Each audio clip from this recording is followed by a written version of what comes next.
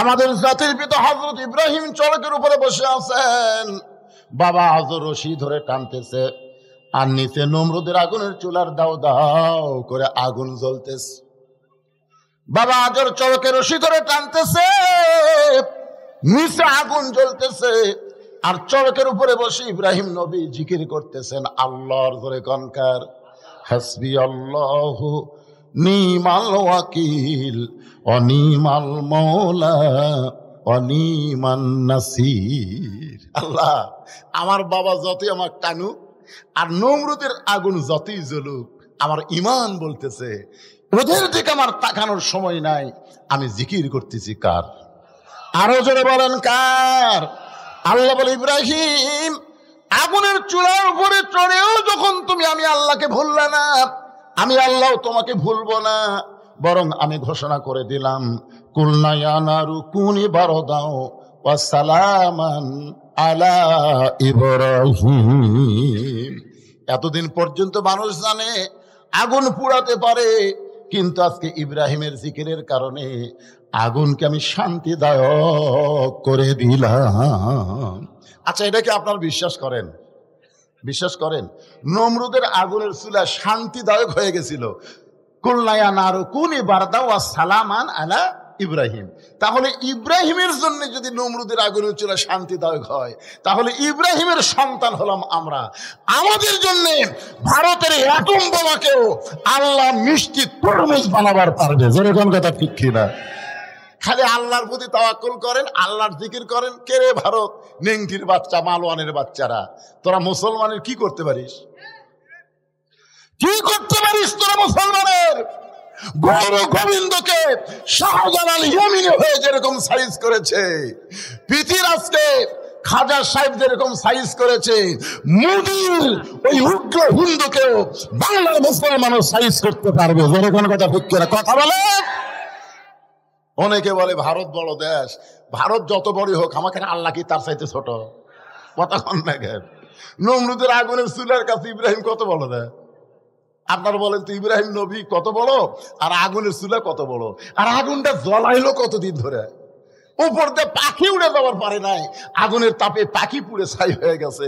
আর সে আগুনের চুলা আল্লাহর জিকির চালু থাকার কারণে যদি শান্তির বাগান হয়ে যায়, আমাদের অন্তরে যদি আল্লাহর জিকির থাকে, আল্লাহর স্মরণ যদি সবসময় থাকে, ভারতের বাংলার কিছুই করতে পারবে না। আমরা তাকায় থাকবো আল্লাহর দিকে। জোরে বলেন কথা ঠিক কিনা? ফাযকুরুনি আযকুরকুম, যে আল্লাহর স্মরণ করে আল্লাহ।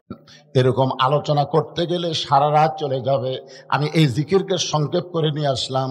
ইন্না নাহনু নাযালনা যিকরা ওয়া ইন্না লাহু লাহাফিজুন। আল্লাহ তাআলা এই কোরআনকে জিকির হিসাবে নাজিল করেছেন।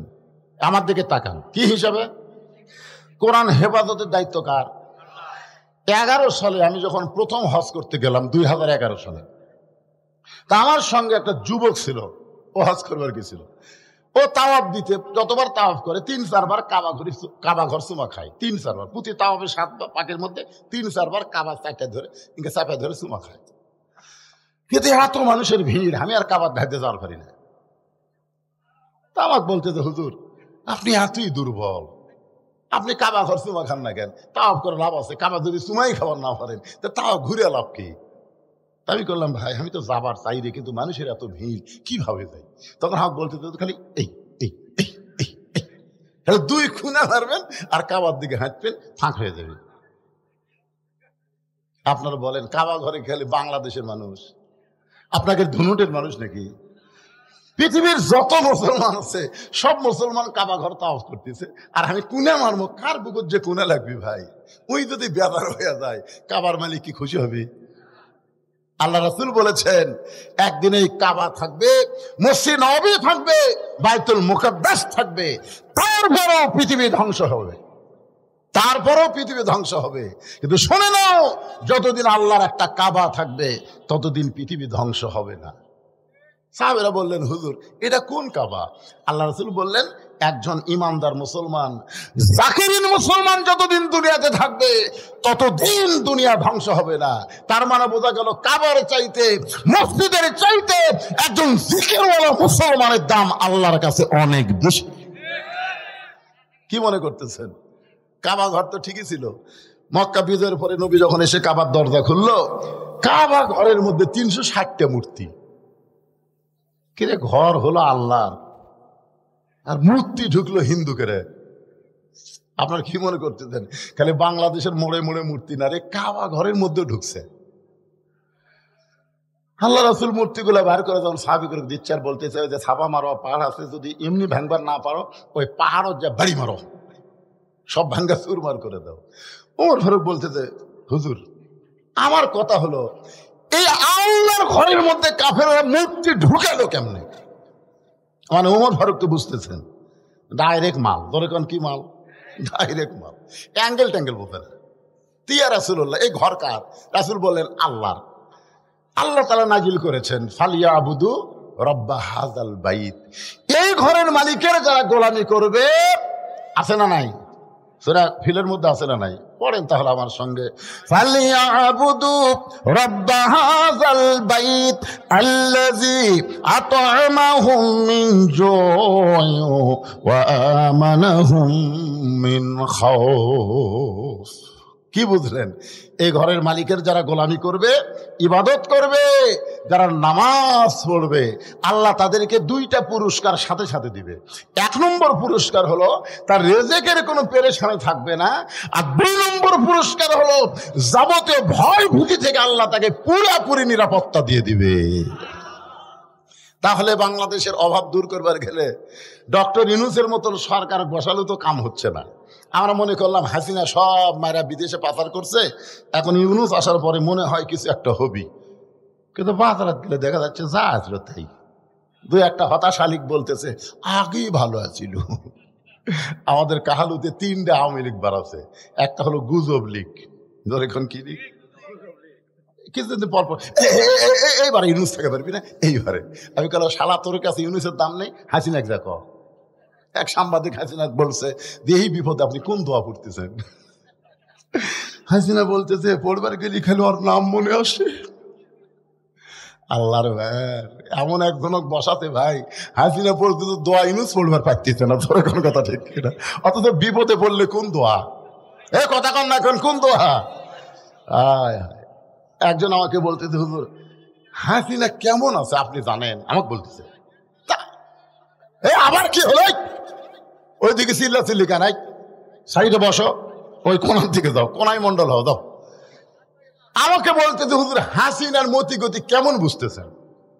এক এক সময় এক একটা সাইড হয়ে বাংলাদেশ ষড়যন্ত্র করতেছে, কোন সময় কি হয়ে আসে, কখনো রেকশালে আসে, কখনো আনসার হয়ে আসে, কখনো হাইকোর্টের মধ্যে আসে, কখন কি এবার আবার ইসকন হয়ে যাচ্ছে, তো কি আর ভাব কি? তখন আমি বললাম বাবা, দুপুর বেলায় একটা অস্ট্রেলিয়ান গাভী হারাছে। কোন বেলায়? দুপুর বেলায় অস্ট্রেলিয়ান গাভী হারাছে। এখন এই গাভী খুঁজবার কাছে রোদের মধ্যে ভাই খুঁজে পাচ্ছে না, যে দেখে একটা ছেলে খাড়ায় আছে। তখন ওই গাভীওয়ালা ওই ছেলেকে বলতেছে ভাই আমার এদিকে গাভী দাও দেখছে। ওই ছেলে হলো আর বেটা, বেটাকে বলতেছে কে ভাই আমার গাভী কোন দিকে গেছে? বেটা কয় কে রে, আমার বাপ হয়ে আমার ভাই কলো, এইটা কি হলো? তো চলে গেছে মায়ের কাছে, রাখে মা আব্বা পাগলা হয়ে গেছে, আমার তাই ভাই কছে। ইতিমধ্যে বাপ আসে বলতেছে কি হয়েছে গো? তুমি নাকি তোমার ছেলেকে ভাই কইছো? কঠিন রোদের মধ্যে গরু হেলালে কিছু মনে থাকে মা, কিছু মনে থাকে মা। একটা গরু হারানোর পরে বেটাক ভাই কয়, বক মা কয়, আর অন্যায় ভাবে 15.5 বছর যেই ক্ষমতার চেয়ারে বসে আছিল, সেই ক্ষমতা হারালে কত বড় পাগলি হয়েছে চিন্তা করা দরকার। কথা ঠিক না? ওই কখন যে কাক কি কবি ভাই, মোদির বহু নাই আরামে উঠি থাক, কথা ঠিক কিনা? আমাকে দেশে কোনো জ্ঞান দান করিস না। কারণ 900 বছর আগে লক্ষণ সের পল আছে আর হাসিনা পল আছে। পল আল্লাহর ক্ষমতায় তাকে জনগণ আর কোনোদিনও দেখবে না। ধরে কোন কথা ঠিক কিনা? বসে আছো দাদার বাড়ি, আল্লাহর ওলি বলেছে গাছের গোড়াতে এমন ঝাঁকুনি বাড়বে দিল্লির মামু বাড়ি গিয়ে পড়বা। ধরে কোন কথা ঠিক কিনা? আপনার বলেন তো এ পর্যন্ত আল্লামা সাইদি হুজুরের প্রত্যেকটি কথায় 100 ভাগ ফলে গেছে। ধরে কোন কথা ঠিক কিনা? আজকে শুধু সাইদি হুজুর আছে, 100 বছর বাংলার মানুষ ইমাম আজম হানিফার মতন তাকে মূল্যায়ন করবে। ধরে কোন কথা ঠিক কিনা? 15 বছর জেলখানায় বন্দি থেকে 13 বছর জেলখানায় বন্দি রেখে হাসপাতালে হত্যা করা হয়েছে। আবু হানিফাকেও জেলখানায় বন্দি রেখে 20 পানে হত্যা করা হয়েছে। ধরে কোন কথা ঠিক কিনা? আল্লাহর বান্দার একটু মনোযোগ দিবেন। ফাযকুরুনি আযকুরুকুম ওয়াশকুরুলি ওয়ালা তাকফুরুন। এখান থেকে আপনাদেরকে নিয়ে আইছি এই কোরআন, ইন্না নাহনু নাযালনা যিকরা, এই জিকিরেরই কিন্তু কথা হচ্ছে ওয়া ইন্না লাহু লাহাফিজুন। তা আমি বললাম ভাইজান, আপনি যে প্রত্যেক তাওয়াফে 4-5 বার করে কাবা চুমা খাচ্ছেন, এতে আপনার ভাব কি? ভাব বুঝতেছেন না হুজুর? আল্লাহর কাবা ঘর চুমা খাওয়া মানে বেগুনা মাসুম হওয়া। আমি ওই লোকটাকে বললাম, আপনি যদি 1 কোটি বারও কাবা ঘর চুমা খান, আপনার যতটুকু সওয়াব হবে তার চাইতে বেশি সওয়াব হবে একবার যদি আল্লাহর কোরআন চুমা খান। তো আমার অনেকগুলো হাজি আছিল, তারা বলতে হুজুর এটা একটা কথা হলো, আপনি 1 কোটি বার কাবা ঘর চুমা খেয়ে যে সওয়াব হবি তার সাথে বেশি সওয়াব আল্লাহর কোরআন চুমা খেলে হবি, এই দলিল দেন। আমি তখন বললাম, শোনো, কাবা আল্লাহর ঘর, কোরআন আল্লাহর বাণী। কাবা কার ঘর? কথা কয় না। কাবা কার ঘর? আল্লাহর ঘর। কোরআন কার বাণী?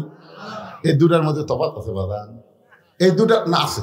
দুটার মধ্যে তফাৎ হলো কি, যে কাবা হেফাজতের দায়িত্ব আল্লাহ নেয়নি, কারণ কাবা আল্লাহর ঘর, এটা আল্লাহ বলেছে, কিন্তু কাবা হেফাজতের দায়িত্ব আল্লাহ নেয়নি। কাবা হেফাজতের দায়িত্ব দিয়েছে আল্লাহওয়ালাদেরকে। ধরে কোন ঠিক কিনা? আর কোরআন আল্লাহর বাণী, এটা কাউকে আল্লাহ হেফাজতের দায়িত্ব দেয়নি, নিজেই কোরআন হেফাজতের দায়িত্ব নিয়েছে।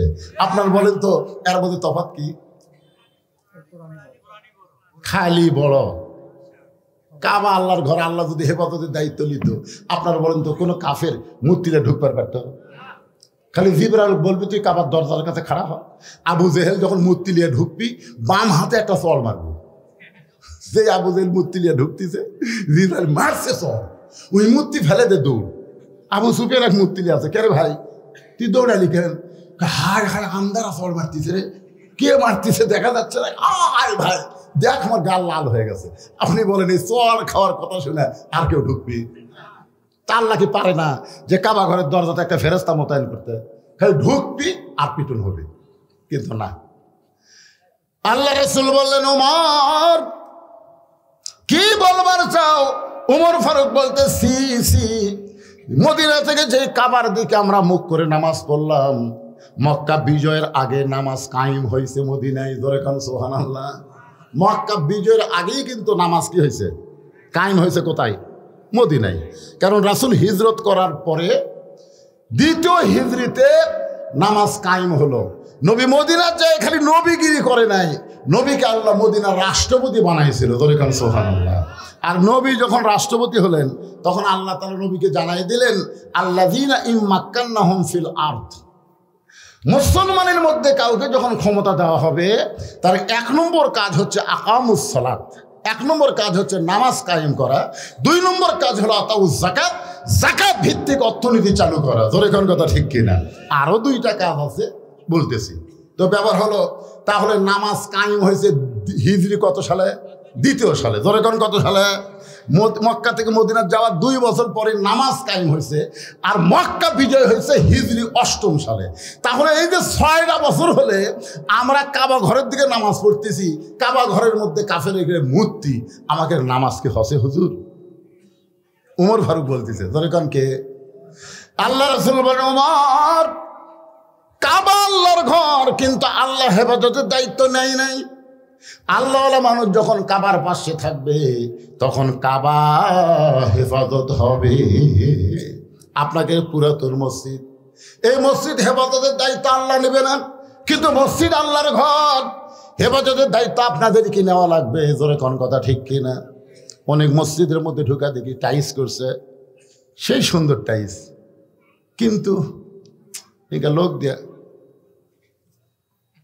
কিরে ধুলে একেরে টাইসের উপর ধুলে একে। মুয়াজ্জিন সাহেব আপনি মসজিদ ঝাড় দেন না? না হুজুর। তা আল্লাহর ঘর ঝাড় দেন না কারণ কি? আজান দিয়ে আকামত দিয়ে কেউ আসে না। কেউ যদি না আসে কোন অযথা ঝাড় দিয়ে লাভ আছে? আপনি খালি তাকায় দেখেন আমার জায়গায় তাকায় দেখেন, গামছার দুই বাড়ি বাড়ি জায়গা পরিষ্কার করি, আল্লাহ আকবার নামাজ পড়ি, একজন আসে না, খামাকা ঝাড় দেবো কেন? তার মানে বোঝা গেল মসজিদের আশেপাশে যদি মুসল্লি না থাকে মসজিদের উন্নয়ন হয় না। মসজিদের উন্নয়ন হলো মুসল্লি কালেকশন। ধরে কোন কথা ঠিক কিনা? একটু মনোযোগ দিয়ে শুনবেন। এই কোরআন আল্লাহ নিজেই হেফাজতের দায়িত্ব নিয়েছে। নির্ভুল কোরআন আল্লাহ আমাদেরকে হেদায়েত স্বরূপ দান করেছেন। আল্লাহ বলেছেন জালিকাল কিতাবু লা রাইবা ফি হুদাল লিল মুত্তাকিন। এই কিতাবের মধ্যে কোনো সন্দেহ নাই, এই কিতাব মুত্তাকিদেরকে হেদায়েত দিবে। যারা আমরা মুত্তাকি হব, কোরআন থেকে যদি হেদায়েত নিবার চাই তাহলে কোরআনকে জিকির হিসাবে গ্রহণ করা লাগবে। এই জিকিরটা কি? আমার হুজুর বললেন, হুজুর এখানে একটা হাফেজি মাদ্রাসা করা হয়েছে, এই মাদ্রাসার কথা বলবেন। মাদ্রাসার কথা বলা লাগবে না। কোরআন শিক্ষা করা যদি ফরজে আইন হয়, প্রত্যেকটা মুসলমানকে যদি কোরআন শিখতেই হয়, তাহলে মাদ্রাসার গুরুত্ব এমনি দিবে। ধরে কোন ঠিক কিনা? এখন আপনাদের কাছে আমার প্রশ্ন হলো, এই কোরআন শিক্ষা করা কেন ফরজ?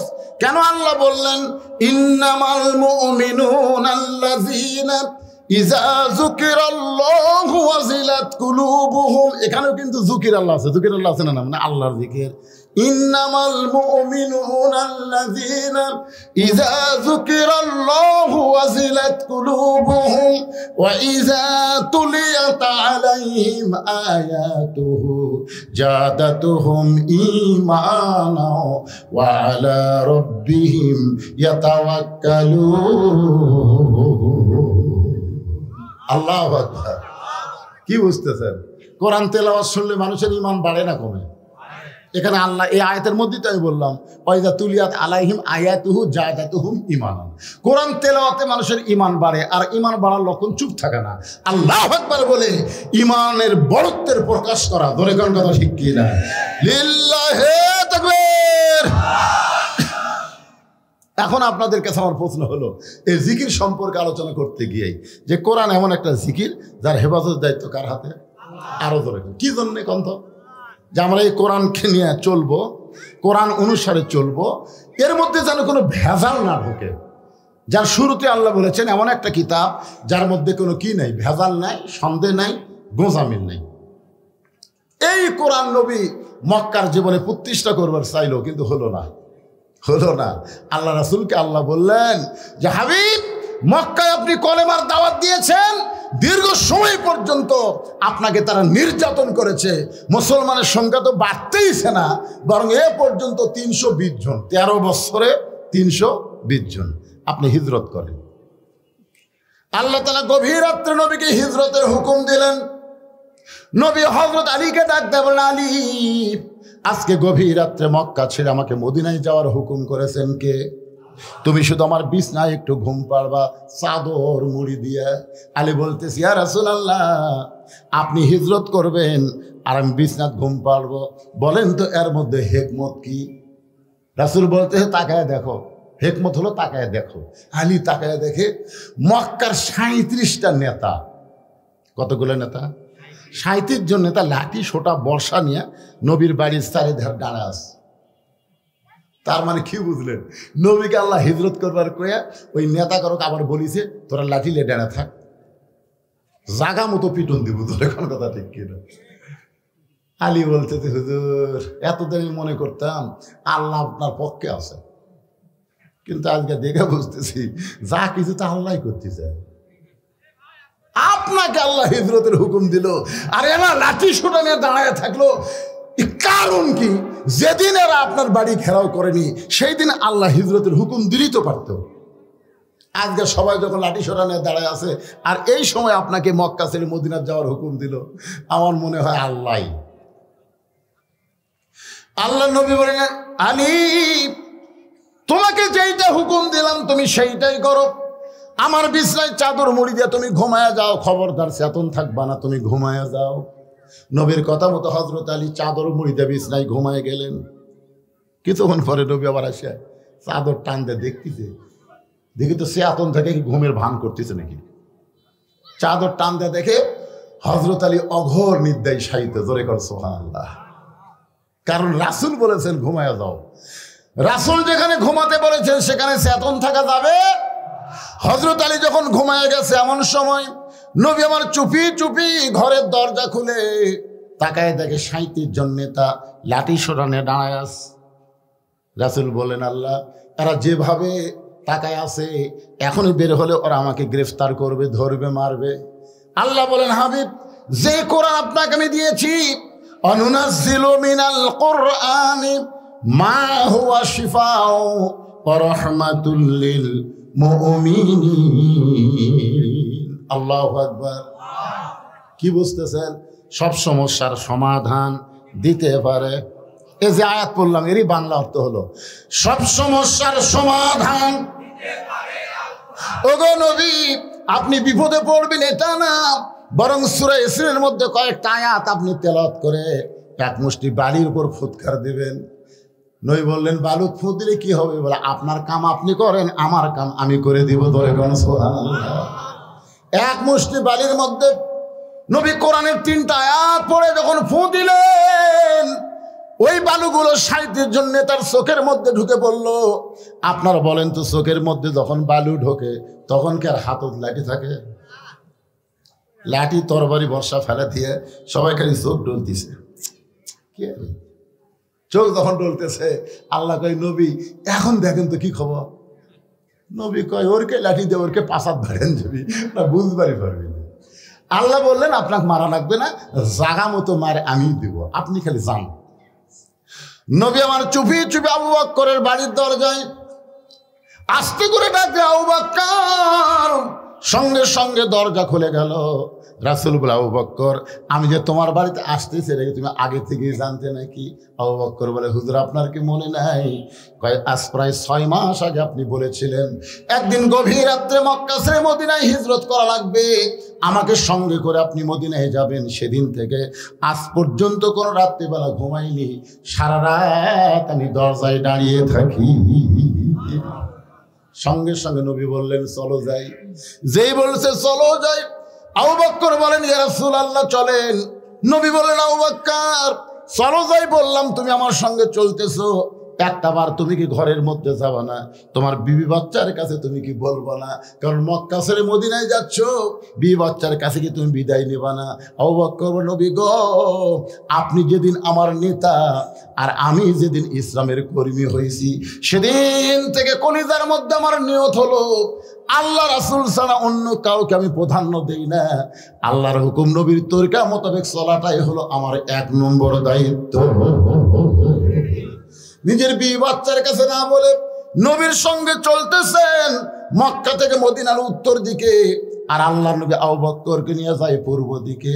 আবু বকর বলে, হুজুর আপনি কি মদিনার রাস্তা ভুলে গেছেন নাকি? মদিনা হলো মক্কা থেকে উত্তর দিকে, কিন্তু আমরা যাচ্ছি পূর্ব দিকে। রাসূল বলে, আবু বকর আমি রাস্তা ভুলি নাই, এই পূর্ব দিকে যাওয়াটাই হলো আল্লাহর হুকুম। আবু বকর বলে, রাসূলুল্লাহ উত্তর দিকে মদিনা না যায় পূর্ব দিকে যাওয়া আল্লাহর হুকুম কেন? রাসূল বলে, আবু বকর ওই যে একটা পাহাড় দেখতেছো? বলে, হ্যাঁ, ওই পাহাড়ের উপরে আমাদের 2 জনকে উঠতে হবে। ওই পাহাড়ের ভিতরে একটা গর্ত আছে, এই গর্তের মধ্যে আমাদেরকে আত্মগোপন করা লাগবে। আবু বকর বলে, রাসূলুল্লাহ আল্লাহর হুকুমেই যদি মদিনায় হিজরত করা লাগে, তাহলে আত্মগোপন করবেন কার ভয়ে? হুজুর আত্মগোপন করবেন কার ভয়ে? আল্লাহ রাসূল, আবু বকর আল্লাহর হুকুমে আমাদেরকে আত্মগোপন করা লাগবে। আল্লাহর হুকুমে হিজরত করাও যেমন ফরজ, আল্লাহর হুকুমে আত্মগোপন করাও হলো তেমন ফরজ। আমাকে একজন বলতে, হুজুর আইদুল হক জিহাদি, আগে আমরা দেখতে ওয়াজ শুনবার গেলে দেখি ওয়াজত আসে চোরের মতন, মানে কোন দিক দিয়ে টেজে উঠলো আমরা বুঝতে পারি না। আবার যখন ওয়াজ শেষ হয় তখন বাতি লিবা চলে যায়। এটা কারণ কি হুজুর? কারণ হলো গাড়ি সুর, কারণ হলো গাড়ি সুর। এরই নাম হলো হিকমত। জোরে কোন সুবহানাল্লাহ। উত্তর দিকে না যায়, পূর্ব দিকে যায়, পাহাড়ের গুহার মধ্যে লুকে আছে। আবু জেহেলের ভয়ে, কাফেরের ভয়ে না আল্লাহর হুকুমে? আল্লাহর হুকুম। আমরা 15.5 বছর লুকালুকি করছি কার হুকুমে? এই নবীর সুন্নত অনুযায়ী। লুকালুকি না করলে আজকে ইসলামী আন্দোলন এত বড় পজিশনে যাইতো। আজকে সমস্ত দল ইসলামী আন্দোলনকে চিন্তা করতেছে, না জানে আগামীতে কি হয়। আমরা তো পুরোপুরি একটা আভাসই দিয়ে দিচ্ছি, সব দেখা শেষ, আগামীতে দেখবো আল্লাহর কোরআনের বাংলাদেশ। এরা কি এমনি এমনি করছি? গোটা বাংলাদেশ ওয়াজ করতে গিয়ে বুঝতে পারতেছি ভাইজান, আমরা নাঙ্গল দিয়ে চাষ করছি, কিংবা আমরা এই পাওয়ার টিলার দিয়ে চাষ করি, তা নাঙ্গলই করি। যখন এক মার্কা নাঙ্গল দিয়ে চাষ করছি, ধান কাটে নৌকাত করে আমরা নদীর ওই পারে নিয়ে যাচ্ছি মাপার জন্য। কি দিয়া মাপতেন এখন আপনি চিন্তা করবেন। জোরে কোন কথা ঠিক কিনা? সব দেখা শেষ, আগামীতে দেখবো এই 92 মুসলমানে আল্লাহর কোরআনের বাংলাদেশ। কারা কারা দেখতে রাজি? 2 হাত তুলে আল্লাহকে দেখান। লিল্লাহি তাকবীর। সব তো দেখলেন ভাইজান, কোরআনটা কেমন খালি শুনলে হবে না, এটা বাস্তবে দেখা লাগবে। জোরে কোন কথা ঠিক কিনা? একটু মনোযোগ দিয়ে শুনবেন। সকাল হয়ে গেছে। আবু জেহেল বলতেছে, যে পাহারা দিছি পলাবে কোন দিক দিয়ে? আমাকে পাহারা বুঝতেছে না, সেই রকম পাহারা, পলাবে কোন দিক দিয়ে? আবু সুফিয়ান বলতেছে, আজকে রাত্রেবেলা পলাবো না, আমরা কি ফেরত যাবো? আবু জেহেল বলতেছে, এই 37 জন আবার কবে একত্র হবো? দরকার নাই, দরজা ভাঙ্গে আজকে কাম সারা লাগবে। 37 জন নেতার মধ্যে আবু জেহেল হলেন বড় নেতা। দরজা খুলে তাকায় দেখে ওরে তামানে চাদর দিয়ে ঘুম পাড়তেছে। ঘুমের কারণে নাকের শব্দ শোনা যায়। আবু সুফিয়ান, আবু জেহেল একসাথে। এই বাম সাইডে একটা যুবক নেতা, নাম হলো উলিদ বিন মুগিরা বলতেছে, নেতা এই মানুষ এক মারার জন্য আমরা সারা রাত পড়া দিচ্ছি, আর এই নাক ডেকে ঘুম পাড়তেছে। আচ্ছা, নাক ডেকে ঘুম কে পাড়তেছে? কেন পাড়তেছে? রাসূল কাছে ঘুম পান। নবীকে কেমন অনুসরণ করে চিন্তা করেন। যারা যদি নবী না পায় তাহলে তো গু সাপের মতন মারবে আলী। জোরে কোন কথা ঠিক কিনা? কিন্তু দেখেন আরামসে ঘুম পাড়তেছে। উলিদ বিন মুগিরার হাতে একটা বর্শা ছিল,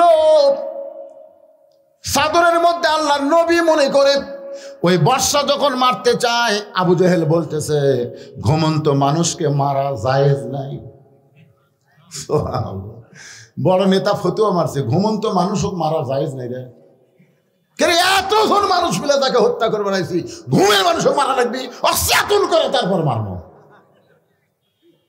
উলিদ বিন মুগিরা বলে, নেতা আমার আর তোর সয় না, সারা রাত যাকে মারার জন্য পাহারা দিলাম, আর সেই বেটা আরামে ঘুম পাড়তেছে। আপনার সব নেতৃত্ব সব সময় মারা যায় না, দেখবেন অনেক সময় চামচারা নেতা ছাড়া কাম করে। ধরে কোন কথা ঠিক কিনা? এই বলে উলিদ বিন মুগিরা যখন বর্ষাটা মারতে চায়, এমন সময় আবু জেহেল খস করে ধরছে।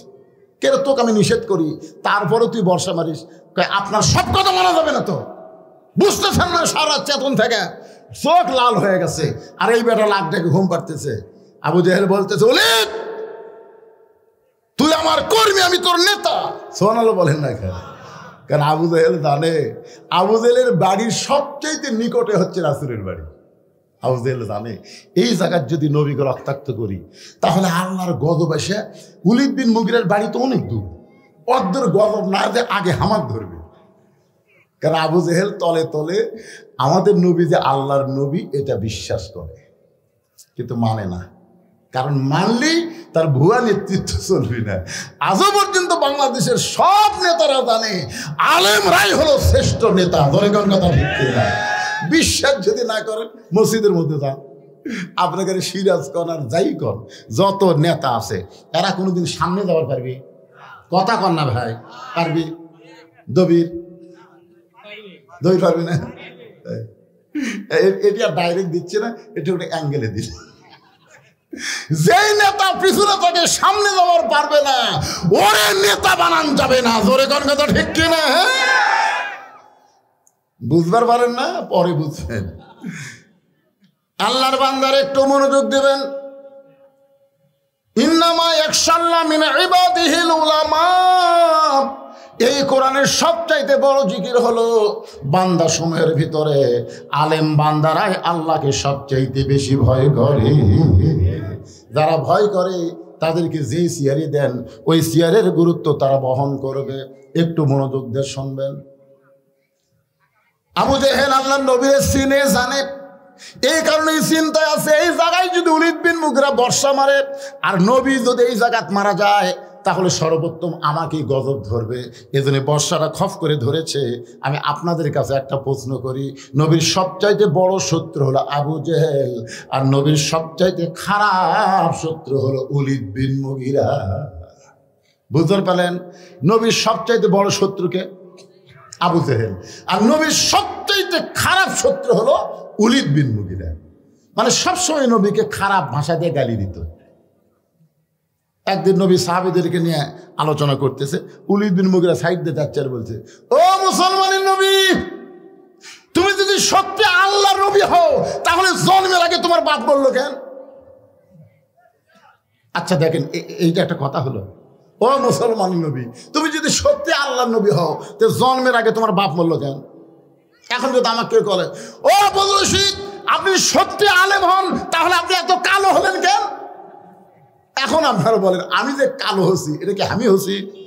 তো নবীর যে বাপ মরছে মায়ের পেটত থাকতে, এটা কি নবী মানছে? তাহলে এইরকম কথা বলার কারণ? সঙ্গে সঙ্গে নবীর চোখ দিয়ে পানি আসলেন। শিশু বলে, মইরা গেছে মা, গর্বে থাকতে মরছে পিতা, নবী চোখে দেখলেন না। কে করিবে লালন পালন, কে দিবে সান্ত্বনা? এই দুনিয়ার বড় এতিম নবী ছিলেন একজনা। আলাম ইয়াজিদিকা ইয়াতীমান ফাআওয়া। নবীর চোখ দিয়ে পানি পড়তেছে। আল্লাহ কয়, হাবিব কাঁদতেছেন? ওলীদ বিন মুগীরার কথা শুনে কাঁদতেছেন? আপনি জানেন ওই কে? তো রাসূল বলতেছে, আল্লাহ আমি তো জানি ওলীদ বিন মুগীরা মুগীরার বেটা। না হুজুর, ই মুগীরার বেটা লয়। তাহলে কে? উতুল্লিম বাদা যালিকা জানি। উনি হলে জাউরা সন্তান, একলা 100টা ভোট দেয়। ওর বাপ একটা ভোট দেয় 100টা। জাউরার গাছ আর বাপ হলো একটা ভোট দেয় 100টা, খালি মুড়ি টানে আর মানে। যারা বাংলাদেশে একের অধিক ভোট দিচ্ছেন তারা অধিকাংশই জাউরে। কথা কর না কেন? কথা কর না কেন? তোর বাপ কয়টা? একটা। তো ভোট দিল কয়টা? এক বাপের বেটা হয়ে তুই 10টা ভোট কেমনে দেশ? উতুল্লিম বাদা যালিকা জানি। নবী বুঝবার পারছে আল্লাহ কি কইছে। কিছুদিন পরে ওর কামিত হলো ওই নবীর খারাপ শত্রু। নবী আবার যখন আলোচনা করতেছেন ওই আসতেছে, তো নবী জানে ওই তো এসে একটা খারাপ কথা বলবি। তো ওলীদ বিন মুগীরা বলার আগেই নবী আউট করে দিছে, উতুল্লিম বাদা যালিকা জানিম। ওলীদ বিন মুগীরা কয়, কে রে? আমার দেখার পরে নবী কথা কইল, তাহলে আমি কি অবৈধ? আমার কি বাপের ঠিক নাই? নবী গেলেন তো দূরের কথা, মারছে দৌড়। এক দৌড়ে মায়ের কাছে, মা, মা গো, উতুল্লিম বাদা যালিকা জানিম। মা কান্দার বলে, এত বছর পর এই সত্য কথা তোরে কে শুনাইল? যে কথা দুনিয়ার কেউ জানে না রে, খালি আমি জানি। এই কথা তোরে কে শুনাইল? ওলীদ বিন মুগীরা বলতেছে, মা কি কি কি কি কি লয়? এই কথা তো কে শুনাইল? এত দামি কথা তোরে কে শুনাইল রে? যে তোরে শুনাইছে এ দুনিয়ার সাধারণ মানুষ না। ধরে কোন সুবহানাল্লাহ। ওলীদ বিন মুগীরা বলে, মা তাহলে সত্যই কি আমি যার সন্তান? ওলীদ বিন মুগিরার মা বলতেছে, তুই দারুস সন্তান, এইটা তোরে যে বলেছে আমি জানি না, তবে কথা সত্য। ওলীদ বিন মুগিরা বলে, মা তাহলে বলেন তো আমার জন্মটা কিভাবে হলো? এখান থেকে বোঝা গেল আল্লাহর নবীকে যারা গালমন্দ করবে, নবীর বিরুদ্ধে যারা সমালোচনা করবে, এমনকি ওরাসাতুল আম্বিয়া আলেমদেরকে নিয়ে যারা সমালোচনা করবে, তারা সকলেই হলো অবৈধ সন্তান। বৈধ সন্তান কোনোদিন আলেমদের সমালোচনা করবে না। আল উলামা ওয়ারাসাতুল আম্বিয়া, আলেমরা হলো নবীদের ওয়ারিস। এবার ওলীদ বিন মুগিরার মা বলতেছে, ওয়াজান তাহলে শোন, আমার মায়েরা যারা পর্দার অন্তর আছেন, এখন একটু আপনাদের মনোযোগ দিয়ে শোনা লাগবে। কারণ দিয়া সাগরে ভাসাইয়া সেই যে চইলা যায়, খবর লয় না। মাজন ধরিয়াই উদরে কত কষ্ট করে, 10 মাস পরে পায় প্রসবের বেদনা। এমন দরদি ভাবে কেউ হবে না আমার মা, মা গো। আমাদের সেই মাগুলো ভালো হোক, আমরা চাই কি চাই না? যেরকম চাই কি চাই না? ওলীদ বিন মুগিরার মা, ও মা, যারা পর্দার অন্তরে বসে আছেন তারা একটু মনোযোগ দিয়ে শুনবেন। অনেক যুবক যুবতী বৌথিয়া মালয়েশিয়া যায়, অনেক যুবক বৌথিয়া সৌদি আরব যায়, আছে না নাই? আপনার এলাকাতে এরকম আছে না নাই? এখন যে ওয়াজটা হইয়া খালি খাফের খাপ মন্তাজের বাস, মায়েরা রে, হায় হায় রে, আমাদের বাংলাদেশের যা পরকিয়া শুরু আছে, পরকিয়া। এই শালা নিজম মজুমদার পরকিয়া করতে ধরা পড়ছে, হারফিক খাচ্ছে, কি খাচ্ছে, শালা এমন মার দিছে ভাই টকশোর মধ্যে। তোর মুখ দিয়ে যে খারাপ কথা বাড়ায়, তোর মুখ পরিষ্কার করলে হারফিক খাওয়া দেখবে। হারফিক মানুষ কোন জায়গা দেয়? কোন জায়গা দেয়? পায়খানা পেশাবখানা হারপিক দেয়। নিজম মজুমদার মুখের মধ্যে হারপিক ঢুকাছে। তোর এখন কথা ঠিক কিনা? আমার মায়েদের জন্য বলতেছেন ভালো মা হন। ভালো মা ছিল ফাতেমাতুজ যোহরা, ভালো মা ছিল আব্দুল কাদের জিলানীর মা। একটা মা যদি ভালো হয়, পেটের সন্তান আল্লাহর ওলি হয়। পেটের সন্তান কি হয়? আল্লাহর ওলি হয়। আব্দুল কাদের জিলানীর ওয়াজ আমি বহুদিন আপনাদের এলাকায় আগে করেছিলাম।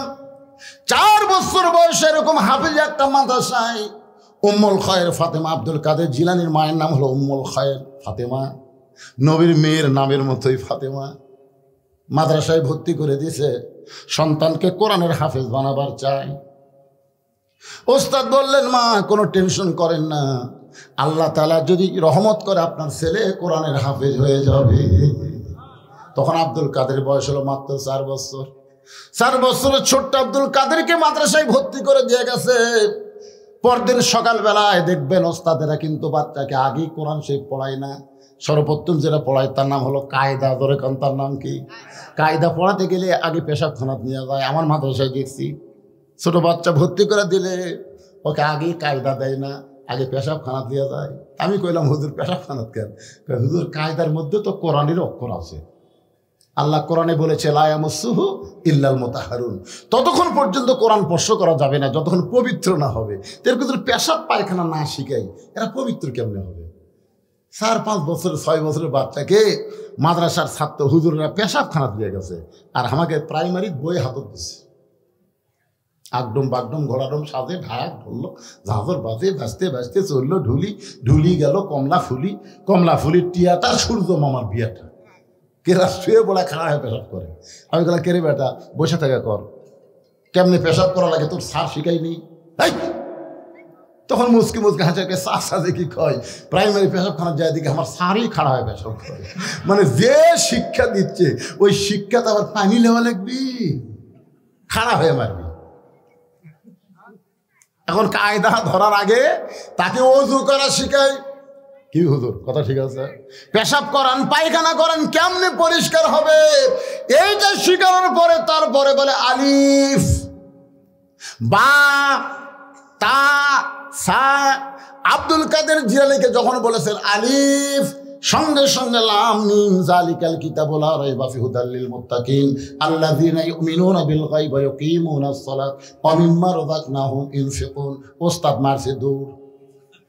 কে আলিফ বলার পরে বা তা ওই আলিফ শুনাই লাম মিম করে শুরু করলো, আর যেই হারে ঝুঁকতিছে আর মারতেছে খালি। কোরআনের কিন্তু একটা ঝোঁক আছে না নাই? অজিলাত কুলুবহুম, তার অন্তরের মধ্যে কোরআনের বাণী এমন ভাবে তলপড়ানি সৃষ্টি করে, যার কারণে প্রত্যেকটা মাদ্রাসায় গিয়ে দেখবেন বাচ্চারা কোরআন পড়তেছে এরকম ঝুঁকতেছে। এটা হলো কোরআনের মুজিজা। জোরে কর সুবহানাল্লাহ। আব্দুল কাদের ছোট্ট বাচ্চা কোরআন পড়তেছে আর ঝুঁকতেছে। এমন সময় ওস্তাদ মারছে দৌড়। অনেক ছাত্র বলে হুজুর দৌড়ান কেন? বলে একলা পারতেছে না, ভয় লাগে। মানুষের বাচ্চা না, মনে হয় পেতনির বাচ্চা। সমস্ত শিক্ষক ছাত্র ঘিরে ধরেছে, আর 4 বছর আব্দুল কাদের জিলানী খালি পড়ে যাচ্ছে। এক হুজুর কোরআন শরীফ হাতে নিয়ে এরকম আব্দুল কাদের পড়ার দিকে খেয়াল করে আয়াত বের করে ধরতেছে। বাজান করে একটা আয়াত পর্যন্ত বাদ দেয় না। যেই মাত্র 18 পারা কোরআন তেলাওয়াত শেষ হয়ে গেল, এমন সময় আব্দুল কাদের অটোমেটিক ব্রেক হয়ে গেছে। সমস্ত ওস্তাদ বলতেছে আর কেন পারতেছে না, আর কেন পারতেছে না। একজন ওস্তাদ বলে জানবার যদি চাও তাহলে আব্দুল কাদেরের মায়ের কাছে যাও। জানবার যদি চাও বাপের কাছে যাও। কথা কন না কেন? বাপের কাছে। ওলীদ বিন মুগীরা কার কাছে গেছে? মায়ের কাছে। আকাই হুজুর সারা বছর আমার খিদা লাগে না, কিন্তু রোজার ফাঁদ উঠলে খালি খিদা লাগে হুজুর। আমার এত খিদে রমজান মাসে কেন? তা আমি বললাম তোর এত খিদে কেন? তুই মায়ের কাছে যা।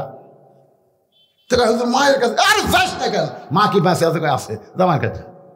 ওই মায়ের কাছে বলতেছে মা 11 মাস আমার খিদা কম, কিন্তু রোজার মাসে এত খিদা খেন। তখন মা বলতেছে তোর দাদি এই সর্বনাশ করছে, তোর দাদি। তুই যখন আমার পেটত আসলি রোজার মাসে তোর দাদি বলছে বৌমা খবরদার রোজা থাকো না, রোজা থাকলে পেটের বাচ্চা শুকা যাবে। খালি তুই কি তাজা থাকার জন্যে রোজার মাসে আমি খাসি রে, আমিও খাসি তুইও খাসি। এই যে রোজার মাসে তোর খাওয়া শুরু হচ্ছে, বেড়ে এসে তুই আর না খায় থাকতে পারতেছিস না। একটা মা যদি ভালো হয়, এই জন্য খ্রিস্টান নেপোলিয়ান বলেছে ভালো একটা সন্তান চাইলে ভালো একটা মায়ের দরকার। ধরে কোন কথা ঠিক কিনা? মায়ের কাছে যা। আব্দুল কাদেরকে কান্দে করে মায়ের বাড়ির দরজায়, মা জানলা দিয়ে তাকায় দেখে গতকাল আব্দুল কাদেরকে ভর্তি করে দিছে মাদ্রাসায়, আজকেই ফেরত নিয়ে আইছে। মা কান্দের বলে হুজুর আমার আব্দুল কাদেরের অপরাধ কি? কি অপরাধে তাকে ফেরত দিয়ে বেড়াইছেন? ওস্তাদ বলতেছে মা আব্দুল কাদের অপরাধ হলো একটাই, আলিফ বলার পরে বা বলে না।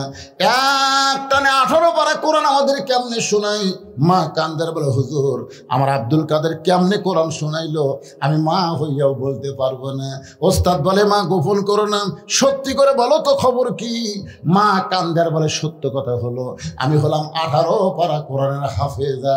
এই আব্দুল কাদের যখন পেটে ছিল, আল্লাহ তাআলা আব্দুল কাদেরের কারণে সন্তান পেটে আসার কারণে মায়ের মাসিক ব্যারাম বন্ধ করে দিল। যে মায়েরা পেটে বাচ্চা আসে সাথে সাথে তাদের কি হয়? মাসিক ব্যারাম বন্ধ হয়ে যায়। কারণ কি বন্ধ? কারণ হলো প্রতি মাসে 3 দিন 5 দিন মায়েরা মন চাইলেও ইবাদত করতে পারবে না। কেন পারবে না?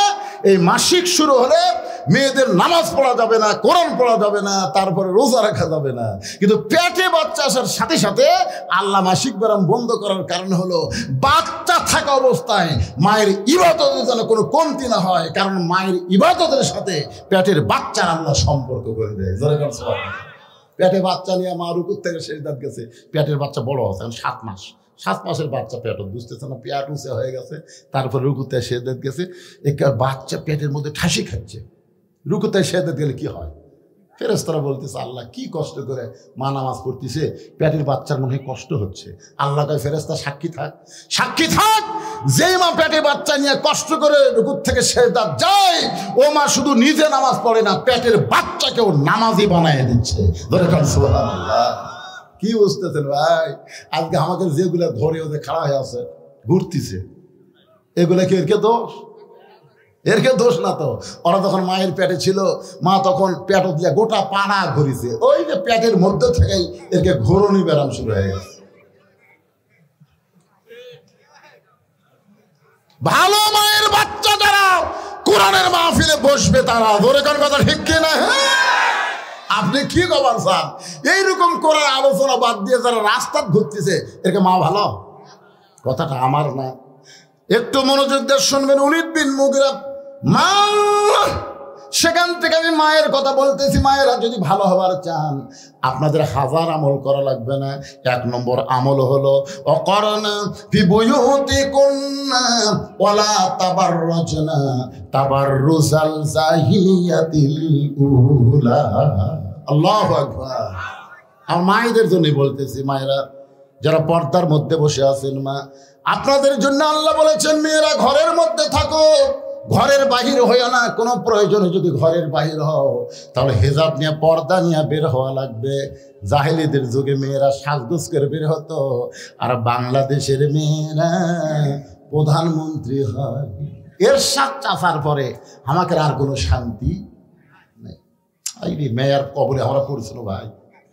আল্লাহ আল্লাহ, আগামীতে আর যেন বাংলাদেশে কোনো মেয়ে মানুষ প্রধানমন্ত্রী না হয়।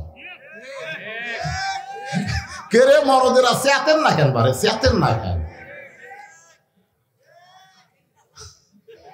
আমার কথা না, আমার কথা। আল্লাহ কোরআনে বলেছে আর রিজালু কাওয়ামুনা আলান নিসা, পুরুষরা নারীদের উপরে থাকবে রে। নারী যদি পুরুষের উপরে ওঠে ওয়াজেদ মিয়ার মতন হবে। ওয়াজেদ মিয়া বোঝে? ওয়াজেদ মিয়ার জাফরুলের কাছে গেছে, গণস্বাস্থ্যের জাফরুলের কাছে গিয়ে বলতেছে ভাই আমাকে একটা চাকরি দে ভাই। তো জাফরুল খালি হাসে। ওয়াজেদ মিয়াকে হাসেন কেন? বলে হাসার কারণ হলো আপনার বউ হলো প্রধানমন্ত্রী আর আপনি আমার কাছে চাকরি চান। ওয়াজেদ মিয়া যে কান্দা কান্দিছে ভাই, যেদিন থেকে প্রধানমন্ত্রী হতে ভাই সেদিন থেকে আমার কলজাতে আগুন ধরে দিছে ভাই। আমার একটা কথাই মানে না, আমার ওর কথা মানা লাগে। আমি একটা চাকরি করবো। চিন্তা করে দেখেন, যে হাসিনা তার স্বামীকে শান্তি দেয়নি, সেই হাসিনা বাংলার জনগণকে কোনোদিন শান্তি দেবার আসেনি। জোরেগণ কথা ঠিক কিনা? ওই বাংলায় আইছে বাংলার মানুষদেরকে হত্যা করতে, প্রতিশোধ নেওয়ার জন্য। জোরেগণ কথা ঠিক কিনা? তাছাড়া কেমনে বলে আমার বাপের দেশ, আমার দেশ, বাপের দেশ, আমার দেশ? প্রধান সেনাপতি কি বলেছে? আমাদেরকে গুলি করার অর্ডার দিচ্ছে, গুলি করার। এই 2000 খালি প্রধান সেনাপতি যদি গুলি করত, লক্ষ লক্ষ বাংলাদেশের ছেলেরা ছাত্র জনতা মারা যেত। তোর এখন ঠিক কিনা? কিন্তু গুলি কেন করেনি? ওই স্বরাষ্ট্রমন্ত্রীর কাছে পুলিশের আইজি বলতেছে স্যার স্যার আপনারা খালি কোন যে গুলি করেন, আমরা তো করতেছি কিন্তু কাম তো হচ্ছে না। তো স্বরাষ্ট্রমন্ত্রী কয় কি হয়েছে? দেখেন দেখেন এই যে গুলি করতেছি, এটি ফাঁকা হতেই ওই পোড়া যায় আর একজন খাড়া হয়। গুলিতে মানুষ ভয় করে না। এরা আসলে কি? এরা হচ্ছে তয়রান আবাবিল। কারণ আবু সাইদ মরা শুরু হয়ে গেছে ভাই। আমার যখন রক্ত পড়তেছে আমি তখন জান্নাতের 8টা দরজা দেখতে পাই। মুগ্ধ বলতেছে আমি যখন শেষ নিঃশ্বাস ত্যাগ করি রাসূল আমার কাছে হাউজে কাউসারের পানি নিয়ে আসলো। ইয়ামিন বলতেছে ওরা গাড়ি থেকে আমাকে লাথি দিয়ে ফেলে দিয়েছে, আমি জান্নাতের মধ্যে চলে গেছি।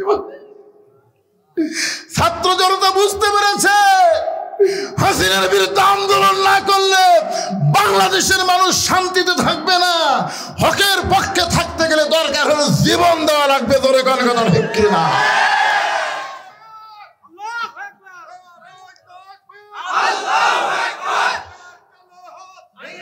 লিল্লাহে তাকবীর। একটু মনোযোগ দিয়ে শোনেন, বিষয়টা হচ্ছে ফাযকুরুনি আযকুরুকুম ওয়াশকুরুনি ওয়ালা তাকফুরুন। আল্লাহু আকবার। একটু মনোযোগ দিয়ে শুনবেন। আব্দুল কাদেরের মা বলতেছে আমার সন্তান যখন দুনিয়াতে ভূমিষ্ঠ হলো, ভূমিষ্ঠ হওয়ার পরে আমার সন্তানকে যখন স্তনের দুগ্ধ পান করাতাম তখন আমি আল্লাহর কোরআন তেলাওয়াত করতাম। আমার সন্তান যখন কান্নাকাটি করত আমি তখন মনোযোগ দিয়ে শোনা রাখবে। আব্দুল কাদেরের মা বলতেছে আমার সন্তান যখন কান্নাকাটি করত আমি তখন বাবু তো করে কান্না থামাইনি, আমি আল্লাহর কোরআন তেলাওয়াত করেছি। কোরআন তেলাওয়াত শুনতে শুনতে আব্দুল কাদেরের কান্না থেমে যেত। আব্দুল কাদের রাত্রেবেলা যখন আমার কাছে বিছনায় ঘুমাইতো আমি এক পারা কোরআন না শুনাইলে আমার আব্দুল কাদের কোনোদিন ঘুমাইতো না। আমি তাকায় দেখতাম আমার আব্দুল কাদের চেতনছে, আমি কোরআন পড়তেছি। আমার আব্দুল কাদের যে একবার হয়ে গেছে, আমি তাকায় দেখি চোখ বন্ধ করে ঘুমায় গেছে। আমার মনে হয় আমার পেট থেকে দুনিয়াতে আসার পরে এই 4 বছরে আমি 18 পারা কোরআন বহুবার তেলাওয়াত করেছি। আমার তেলাওয়াত শুনতে শুনতে আব্দুল কাদের হয়তো 18 পারা কোরআন হেফজ করেছে। সমস্ত শিক্ষক ছাত্র কান্দের বলে, মা যদি ভালো হয় পেটের বাচ্চা আল্লাহর ওলি হয়ে যায়। মা উতুল্লিম বাদা যালিকা জানিম, মাগো এইটা বলার পিছনে কারণ কি? মা বলতেছে, রে উলিস শোন, আমি যখন যুবতী ছিলাম তখন তোর বাবা আমাকে বাড়িতে থুয়া ব্যবসার কাজে বাইরে গেল, ব্যবসার কাজে চলে গেল। আমি যুবতী বউ ঘরে আছি, ব্যবসার লোভে পড়ে তোর বাবা আমার কথা ভুলে গেছে। বছরের পর বছর ব্যবসা করতেছে, কিন্তু বাড়িতে যে যুবতী বউ আছে এইটা খেয়াল নাই।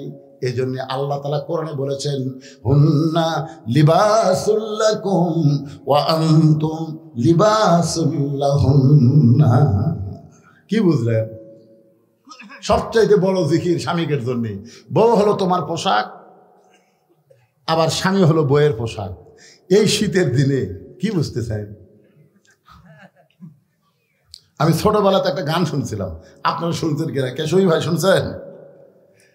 গানটা হলো, জামা তোর জামাইয়ের বাহানি আমি যাব না, তোমার জামাই চাকরি করে মহিমাগঞ্জ সুগার মিলে, মাসে মাসে পত্র পাঠায় ঘরে আসে না। জামা মানে মগ বলতেছে, জামা তোর জামাইয়ের বাহারি আমি যাব না। কি বুঝতেছেন? যুবতী বউকে বাড়িতে রাইখা যুবক স্বামী যখন বাহিরে যায়, আল্লাহ কোরআনে বলেছেন, হুন্না লিবাসুল লাকুম ওয়া আনতুম লিবাসুল লাহুন্না। স্বামী হলো বিবির পোশাক, বিবি হলো স্বামীর পোশাক। নবী আমার ঘরের মধ্যে বসে আছে, এমন সময় উম্মাহাতুল মুমিনিন আয়েশা ঘরের মধ্যে ঢুকছে। নবী আস্তে করে দাঁড়িয়ে গেলেন, আয়েশার সম্মানে না, আয়েশার মহব্বতে। জোরে গণ সুবহানাল্লাহ। একটা হলো মহব্বত, একটা হলো সম্মান। আল্লাহ নবী আস্তে করে দাঁড়িয়ে গেলেন, 2 কদম হেঁটে নবী নিজেই দরজা বন্ধ করে দিলেন। নবী শুধু দরজা বন্ধ করলেন না, নবী ঘরের জানলাও বন্ধ করে দিলেন। মা আয়েশা থর থর করে কাঁপতেছে। আল্লাহ রাসূল বলে, আয়েশা কাঁপো কেন?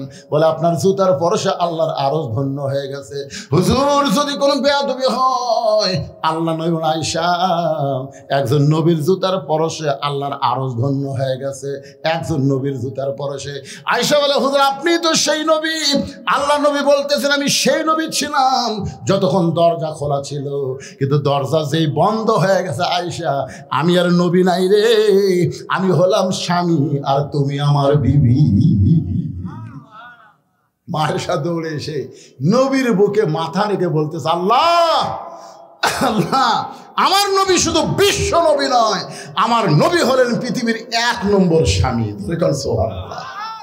যেই বলছে 1 নম্বর স্বামী, নবী তখন আস্তে করে আয়েশাকে এই বাম হাতে বুকের মধ্যে নিয়ে ডান হাতে একটা ঠাসি মারছে। এটা কিসের ঠাসি? মহব্বতের ঠাসি। আপনি আপনার বউকে বুকের মধ্যে নিয়ে একটা ঠাসি মারবেন, নবীর সুন্নত আদায় হবে। একটা সুন্নত আদায় করলে 100 গলা কাটা শহীদের সওয়াব। এটা কোন সুন্নত? টুপি মাথার দেওয়া, পাগড়ি পরা, এটা হলো বুকের মধ্যে নিয়ে ঠাসি দেওয়া সুন্নত। কথা কয় না, এই সুন্নত সমাজে চালু আছে। কথা কন না কেন? যেই সুন্নত সমাজে চালু নাই, এই সুন্নত যদি আপনি চালু করেন তাহলে 100 গলা কাটা শহীদের সওয়াব পাবেন। টুপি তো চালু আছে, দাড়ি চালু আছে, এগুলো তো সস্তা সুন্নত। সবচাইতে বড় সুন্নত হলো বাতিলের বিরুদ্ধে লড়াই করে মুখের দান ভেঙে ফেলা দেওয়া। কথা, এই দাঁত ভাঙ্গা হলো 100 গলা কাটা শহীদের সওয়াব। এই খাওয়ার পরে মিষ্টি খাওয়া, মনে করছে মিষ্টি খাওয়া 100 শহীদের গলা কাটা না। যে সুন্নত সমাজে চালু নাই, এই সুন্নত চালু করলে 100 গলা কাটা শহীদের সওয়াব আল্লাহ দান করবে। ধরে করেন সুবহানাল্লাহ। আল্লাহর বান্দার একটু মনোযোগ দেন। আল্লাহ তাআলা ডাক দিয়ে বলেন, জিবরাইল লহে মাহফুজ থেকে কোরআনের আয়াত নিয়ে নবীর কাছে যাও।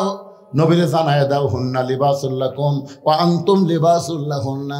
ওলীদ বিন মুগীরার মা বলতেছে, তোমার বাবা মাসের পর মাস বছরের পর বছর যখন বাহিরে, তখন আমার মনের মধ্যে একটা ব্যারাম ঢুকলো, একা একা কেন ভালো লাগে না, কোনো কাজে মন যেন বসে না, আমার কি হতে কি হয়ে গেল আমি নিজেও তো কিছু বুঝি না।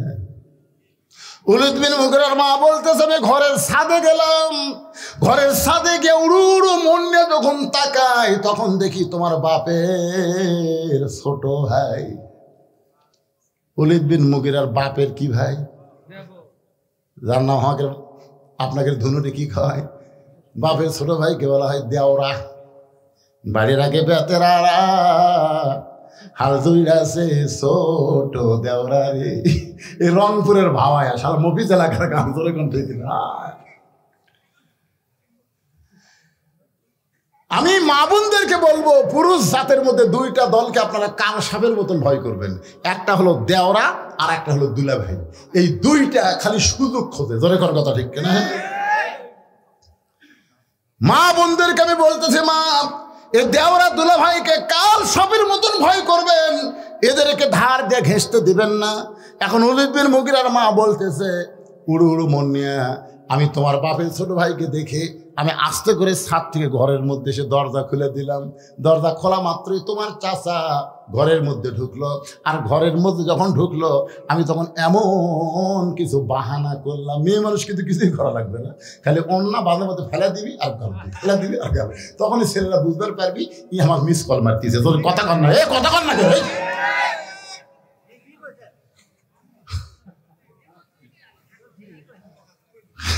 একটু চিন্তা করতে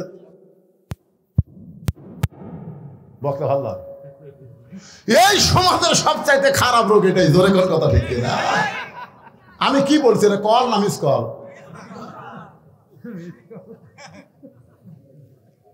এখন তোমার চাচা বুঝবেন পাই না, আমার সঙ্গে তোমার চাচার মিলন হলো। ওই মিলনের মাধ্যমে তুমি আমার পেটের মধ্যে ঢুকলে, তুমি আসলেই জারদ সন্তান। আবু জেহেল মনে আছে না, ভুলে গেছেন? ওলীদ বিন মুগীরার কি ধরে আছে? বর্ষা। বর্ষা ধরে আছে। বাম হাতে বর্ষা ধরে, ডান হাতে চাদর। বাম হাতে বর্ষা ধরে, ডান হাতে চাদর টান দেওয়ার পরে 37 জন্য তার চোখ বড় হয়ে গেছে। তোরা কি পড়া দিলি রে? তোরা যে খুলি ঘুম পাড়তিছে, আমরা তো তাই দেখলাম। বারে ই ঢুকলো কখন? আবু জেহেল বলতেছে, আলী এই তোমার নবী কোন দিকটা পলালো রে? আলী খালি মুসকে মুসকে হাসতেছে। সুবহানাল্লাহ। মুসকে মুসকে হাসার কারণ হলো দুইটা। এক নম্বর কারণ হলো আমার নবী নিরাপদে আছে। ধরে কারণ সুবহানাল্লাহ। কারণ যখন ওই যে চাদরের মধ্যে ঢুকছিল, তখন মনে করছিল যে হারে হারে লাঠি সোটালি আছে, আহা আমার তো নবী ঘুমাবার বলবো, আরে নবী কি বিপদের মধ্যে পড়ে নাকি, এই চিন্তা নিয়ে কিন্তু ঘুমাইছিল। কিন্তু যখন আবু জেহেল বলতেছে, আলী তোর নবী কোন দিকটা পালাইলো, তখন আলী দুই কারণে হাসতেছে। এক নম্বর কারণ হলো নবী নিরাপদে আছে, আর দুই নম্বর কারণ হলো তোরা 37 জন পাওরা দিলি, চেতন থেকে তোরা পাওরা দিলি, নবী কোন দিক দিয়ে গেল? আমি ঘুমের মানুষকে জিজ্ঞাসা করিস কেমনি? তোরা কি চেতনা ছিল না? কয় হয় আমি কেন, আমি ঘুমের মানুষ, নবী কোন দিক দিয়ে গেল কেমনি কব? যেই কইছে সঙ্গে সঙ্গে আবু জেহেলের রাগের উপর পড়ছে পানি। কে রে? ঠিকই তো, ছাই বোঝেন না, মুকুট পড়ছে ছাই। আপনারা বলেন তো, যতই ভালো তরকারি দেখান, কারণ মুকুট যদি একবার ছাই পড়ে খাওয়া আসা। এমন কথা হযরত আলী বলেছে, আবু জেহেলের মুখে পড়ছে ছাই। আবু জেহেল বলতে যে খামাখা এর কাছে সময় নষ্ট করার দরকার নাই। আমার মনে হয় বেশি দূর পর্যন্ত যাওয়ার পারে নাই। আবু বকর বলতেছে, রাসূলুল্লাহ, এই যে আমরা গর্তের মধ্যে লুকিয়ে আছি নবী গো, আল্লাহ রাসূল যদি ওরা ঘুষতে ঘুষতে আমাদের এই গর্ত পর্যন্ত আসে, সঙ্গে সঙ্গে বলেন, আলী, আবু বকর, ফাযকুরুনি, সকলে বলেন, ফাযকুরুনি আযকুরুকুম ওয়াশকুরুলি ওয়ালা তাকফুরুন। যে আল্লাহকে স্মরণ করে আল্লাহ তাকে স্মরণ করেন, এইটা বুঝাইতে গিয়া এমন একটা জায়গায় আপনাদের লাগলাম। হযরত আলী চাদর থেকে উঠেছে, আর আবু জেহেল 37 জন নেতা নিয়ে নবীকে খোঁজার জন্য যাচ্ছে। যে আবু জেহেল 37 জন নেতাকে নবী খোঁজার জন্য যায়, এমন সময় হযরত আলী ভাবে, কি বুঝতেছেন, কি বুঝতেছেন? এই বুড়া আঙ্গুলি ঘুরায় বলতেছে। সঙ্গে সঙ্গে আবু সুফিয়ান বলে, নেতা, যেই বেটা ঘুমের কারণ নবী চলে গেল, আমরা বুঝবার পারলাম না, সে বুড়া আঙ্গুল ঘুরে আমাদের কি বলে? আবু জেহেল বলতেছে, আমার মন চায় ওরে সাইজ করি, কিন্তু ওর চেহারার দিকে তাকাইলে বুঝতে পারি আমরা কিছুই না। আল্লাহর জিকির করার কারণে আল্লাহ তার চেহারার ভিতরে এমন শক্তি দিয়েছে। সুবহানাল্লাহ। আল্লাহর বান্দারা, এই যে ছেলেরা আজকে 2 দিন ব্যাপী কোরআনের মাহফিল তথা জিকিরের মাহফিলের আয়োজন করেছে, এই মাহফিল করা থেকে আপনারা খুশি না বেজার? কারা কারা খুশি? 2 হাত তুলে আল্লাহকে দেখান। লিল্লাহি তাকবীর। এরা ইচ্ছা করলে আনন্দে গান বাজনা করতে পারতো, সেটা করে নাই। আল্লাহর ঘরের উন্নয়ন কল্পে এরা 2 দিন ব্যাপী কোরআনের মাহফিল করেছে। ভাইজান, আমি যখন উঠছি এই তেজে, তখন সময় ছিল 5 মিনিট কম 6টা, এখন দেখতেছি 10 মিনিট কম 8টা। দীর্ঘ প্রায় 2.25 ঘন্টার বেশি, 1 ঘন্টা 50 মিনিট আলোচনা করার পরে আমি একটা আপনাদের কাছে গামছা দিয়ে পাঠাবো, ব্যাগ দিয়ে পাঠাবো। সকলে মন থেকে খুশি হয়ে যে যা পারবেন আল্লাহর রাস্তায় একটু দান করবেন। যদি আপনি দান না করে চলে যান, যেতে পারেন, কোনো সমস্যা নাই, কিন্তু আগামীকাল আপনি যে মহান বিপদের মধ্যে পড়বেন সেটা কিন্তু বুঝবার পারতেছেন না। আর সদকাতু তারুদ্দুল বালা, দান সদকা করলে বালা মুসিবত আল্লাহ দূর করে দেয়। এই কোরআনকে সর্বোত্তম জিকির হিসাবে কোরআনের মাহফিলে সহযোগিতা না করলে এই মাহফিল তো বন্ধ হওয়ার উপক্রম ভাই। এই জন্য সবাইকে আমি বলবো, ছেলেরা কোথায়? এই ছেলেরা কোথায় রে? হ্যাঁ, ব্যাগ না, ঢোকো ঢোকো ঢোক। এই দরজার থেকে আগে শুরু করো, যারা খাড়া হয়ে আছে। 10, 20, 50, 100 যে যা পারবেন আল্লাহর রাস্তায় দান করবেন। আপনি কিঞ্চিত হলেও দিবেন, কিন্তু আলগা হচ্ছে 200 টাকা আর দাবা হচ্ছে 500 টাকা। বলে দাবা কি? বলে গোড়া শুদ্ধ তুলে দেবো, আর ঘাস থাকবি না। আর আলগা মানে খালি ঘাসের মাথা ছিঁড়ে দেবো। তো মাগরিবের মাহফিল হচ্ছে মাথা ছেঁড়া মাহফিল, যেরকম কি ছাড়া, মাথা ছিঁড়ে। আর রাতের মাহফিল হলো গোড়া তোলা। এই জন্যে ইনশাল্লাহ 40 টাকা। এ উঠলেন কেন? মাঝখান থেকে উঠলেন কেন বাবা? যিনি যা পারেন আল্লাহর রাস্তায় দান করেন। ইনশাল্লাহ আপনাদের নিয়ে আমি মোনাজাত করবো। আগামীকাল এখানে রাতভর মাহফিল আছে, সবাই আসবেন ইনশাআল্লাহ। হ্যাঁ, সবাই দেন 10, 20, 50, 100 টাকা। এতগুলো মানুষের মধ্যে 500 টাকা দেওয়ার মতন কেউ নেই যে হুজুর আমি ব্যাগের মধ্যে না দিয়া আমি আল্লাহর ঘরে মসজিদের সংস্কারের জন্য অন্য একজনে 500 টাকা দিলাম।